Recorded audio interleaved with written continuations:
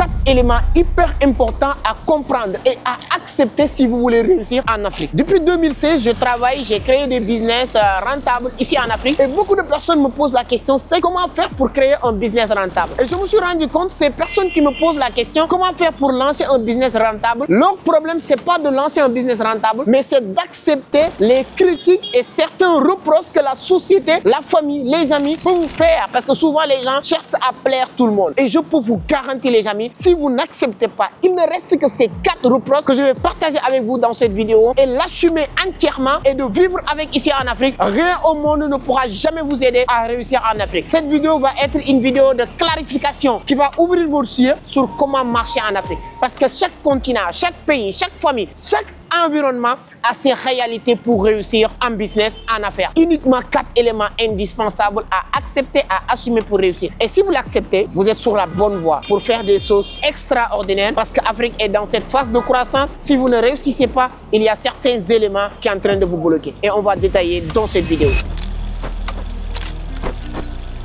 Alors, premier élément hyper important pour réussir en Afrique que tu dois comprendre, que tu dois accepter, ça peut être des critiques, des malcompréhensions, c'est d'accepter qu'on te dit que tu es distant. Parce que quand vous commencez en business en Afrique, vous êtes là, vous êtes entrepreneur, tous les jours, il y a des invitations, les sorties, il y a énormément de choses qu'on va te proposer, des tentations et tout. Mais si vous êtes focus dans votre business, dans votre activité entrepreneuriale, tu travailles du lundi au samedi, pas de repos, pas de dimanche, pas de week-end, pas de férié et tout ça, il y a beaucoup de personnes qui vont commencer à dire que voilà, tu es distant, tu es méchant, tu es comme ci, tu es comme ça. Mais si tu veux faire plaisir les gens pour dire, ah malheureusement, samedi je vais sortir, vendredi je vais sortir parce que les amis ils m'ont invité à jouer du football, ils m'ont invité à regarder des matchs de football, etc.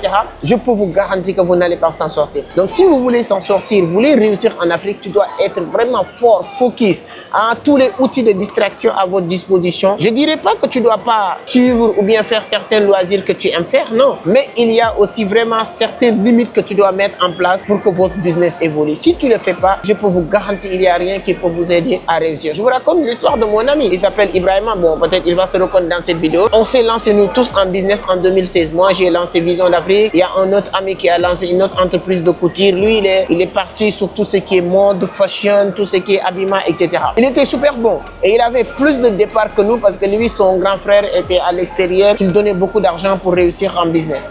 Qu'est-ce qui s'est passé quand il a commencé à se lancer à faire le business? Et là, la différence entre nous et lui, c'était quoi? C'est les distractions. Comme il était dans le mode, dans le fashion et tout ça, il était obligé de mettre une grande musique, les baffles, les télés, en tout cas, vous savez, les sonos, voilà, c'est ça le mot, pour vraiment animer. Et ce qui fait que les amis d'enfance passent tout leur temps à venir dans son boutique, magasin pour danser, pour faire des choses qui ne collent pas avec le business. Et avec ça, tous ses amis veulent l'inviter tous les jours à regarder les matchs. Il ne veut plus rater les matchs de football, il ne veut plus rater les sorties d'amis, etc., etc. Qu'est-ce qui s'est passé? 2 ans, 3 ans plus tard, son entreprise a fermé et nous qui avions sacrifié César de choses, bon, Dieu merci, on a continué à exister. Donc, ce qu'il faut comprendre, comme disait John C. Maxwell, quand vous voulez réussir en business, il faut comprendre. Tu travailles, après tu joues, ou bien tu vas jouer, après tu travailles. C'est un sacrifice que chaque individu qui travaille dans l'entrepreneuriat doit comprendre. Et en Afrique, c'est encore beaucoup plus difficile à être concentré, à être focus dans votre business si vous voulez réussir. Donc, ça, c'est un élément fondamental. On va vous le reprocher. Il n'y a pas de problème. Moi, on me dit, c'est qu'il ne répond pas au téléphone, c'est qu'il ne répond pas aux messages. Ça ne veut pas dire que je ne réponds pas aux message. Désolé pour les gens qui pensent comme ça.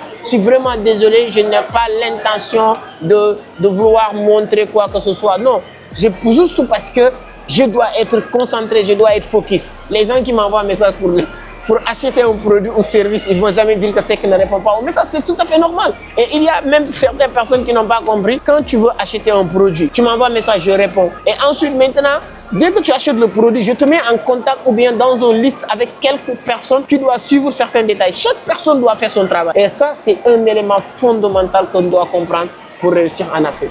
Alors, deuxième élément hyper important, deuxième reproche qu'on peut faire si vous êtes en Afrique pour faire du business, c'est que les gens vont vous dire que tu es avare. C'est-à-dire que moi, je suis à Dubai Mall actuellement, Abidjan Mall. J'aime bien Dubai Mall, je me confonds toujours Abidjan Mall et Dubai Mall parce que plus ou moins c'est la même infrastructure. Bon, peut-être, je peux dire qu'Abidjan Mall, c'est le petit de Dubai Mall, mais en tout cas, c'est à féliciter Abidjan. les infrastructures qui sont en train de mettre en place ici, c'est vraiment extraordinaire. Alors, je suis à Abidjan Mall, tout ce qu'on est en train d'acheter, ça coûte 6 000, 10 000, etc. C'est normal. Mais tu ne peux pas commencer un business. Et ça, c'est même ce que tu vas manger, etc. Mais quand vous êtes dans le business en Afrique, les Africains tuent les businessmen en Afrique. Si on l'accepte, en commençant par ta famille, par tes proches, tes amis. Quand vous faites du business aujourd'hui, et surtout on commence aujourd'hui avec l'effet des réseaux sociaux, on te voit bien, tu es bien habillé même. Hein? On pense que tu as des milliards. Les factures d'électricité, c'est toi qu'on va envoyer. Facture d'eau, c'est toi qu'on va envoyer. Tous les ordonnances, c'est toi qu'on veut envoyer. Toute personne qui a mal même à la tête, il veut t'appeler pour ça. Mon cher ami, tu n'es pas une guichet automatique. Mon cher ami, si tu veux réussir, tu n'es pas une centre social. Il faut que les entrepreneurs qui veulent réussir, les gens qui veulent venir faire du business, acceptent qu'on vous dise que vous êtes avare, vous êtes méchant, vous gardez votre argent, vous protégez votre argent. Tant qu'on ne dit pas ça sur vous, vous êtes loin sur le bon chemin. Le jour où les gens commencent à dire ça sur vous, ça veut dire que vous êtes sur le bon chemin pour réussir en entrepreneuriat et en business. Acceptez que les gens vous disent que vous êtes avare, voilà, vous aimez trop l'argent, vous ne donnez pas de l'argent. Vous n'êtes pas, comme je l'ai dit, vous n'êtes pas une centre sociale pour distribuer de l'argent. Et ici en Afrique, c'est exactement ce que les gens pensent quand on fait du business ou on veut réussir en entrepreneuriat. C'est hyper important de le comprendre. Gardez votre argent. Et c'est comme le trading. Hein. J'aime bien dire que l'élément le plus fondamental en trading, c'est le money management. Peu importe vos compétences, si vous n'avez plus de capital, vos compétences ne vous servent à rien. En business aussi, si vous n'avez plus d'argent, c'est vrai, on dit que c'est le projet qui fait l'argent, mais l'argent a un rôle fondamental à jouer si vous voulez réussir. Et là, je vous envoie sur le livre que j'adore. Moi, souvent, on me dit, c'est que tu conseilles, tu suggères toujours des livres occidentaux, Robert Kiyosaki, voilà, Robert Greene, Robert Cialdini, hein, toutes ces personnes, MJ de Marco, mais tu parles jamais des livres africains. Mais je vous parle de mon livre, La Vision. Ce livre, putain de merde, ça va vous donner beaucoup d'avantages. Si vous lisez ce livre-là, il y a des gens qui préfèrent aussi qu'on vous donne des sous-sections sur des livres étrangers. Parce que si on vous donne des livres africains, vous n'allez pas le prendre à sa juste valeur. Donc j'écris un livre, La Vision, qui est hyper important. Je vais mettre le lien sur la barre de description. Voici ce livre-là. C'est un livre qui est en train de changer la vie de beaucoup de personnes. Vous pouvez le télécharger sur la barre de description rapidement et avoir votre exemplaire. Mais bon, bref, je voulais donner un exemple sur un livre de Ricardo Kanyama, La Sèvre de ma mère. La Sèvre de ma mère, c'est un livre hyper important. Et la partie qui me plaît le plus sur le livre, que je dis partout, c'est l'escalier de la réussite, l'escalier du succès. Escalier du succès, Ricardo Kanyama nous partage 4 manières ou 4 stations que les gens peuvent se positionner. Les pauvres les plus pauvres, les pauvres moyens, les pauvres équilibrés et les riches. Et la différence entre ces 4 types de mindset, que je peux le dire, parce qu'il n'a pas cité un montant.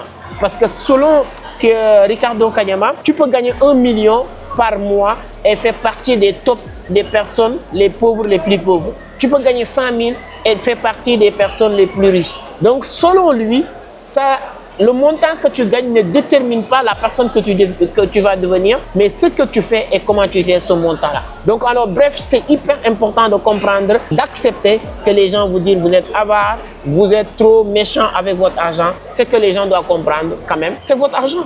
Et tu dois être méchant avec votre argent. Le jour où tout le monde dit que vous êtes gentil avec votre argent, vous êtes loin même sur la bonne voie pour réussir en business. Troisième élément hyper important, troisième reproche qu'on peut vous faire quand vous êtes dans le business, c'est de dire que vous êtes trop orgueilleux. C'est-à-dire que quand tu commences à parler du business, quand tu as commencé à parler de projet, quand tu as commencé à parler d'argent, quand tu as commencé à parler de succès, de réussite, de l'entrepreneuriat, de développement personnel, on dit il est trop orgueilleux, tu penses que tu es plus intelligent que tout le monde, tu penses que toi seul tu lis, tu penses nanani nanana, on va te taxer tous les noms, mais il faut l'accepter. Parce que toi, tu ne veux plus parler de fata, tu ne veux plus parler de n'importe quoi, tu ne veux plus parler de football. Oui, ça nous intéresse, nous tous, on kiffe regarder football, mais ce n'est plus ton objectif. Ce n'est plus quelque chose qui peut te permettre de gagner de l'argent ou de réussir tes projets. Dans ce sens, qu'est-ce qui va se passer? Les gens vont te taxer de tout ça, acceptez-le, travaillez dur, travaillez, continuez à bosser.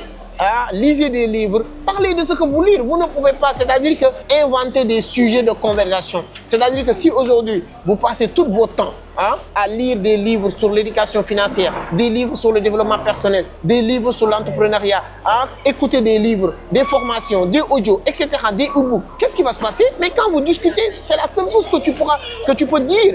Tu ne pourras pas venir dire, ouais, Ronaldinho a fait ceci ou cela, ou... mais sinon, tu n'as pas regardé, mec. Ce qu'on peut dire, c'est ça. Et quand tu commences à dire des choses, ça ne veut pas te dire que toi, tu es orgueilleux. Souvent, c'est eux-mêmes qui sont stupides. Quand ils cherchent à justifier leur stupidité, ils vont te taxer de quelqu'un d'orgueilleux, etc. Acceptez-le. Travaillez dur sur vous, sur vos... Et l'élément important, fondamental pour réussir en business, c'est la confiance en soi.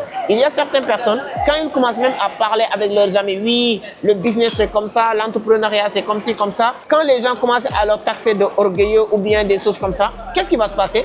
Au lieu de continuer à être focus de ce qu'ils font, non, ils vont commencer à vouloir plaire les autres, à créer des sujets de conversation qu'ils ne maîtrisent pas, juste pour faire plaisir les autres. Mais chers amis, je vous donne un conseil.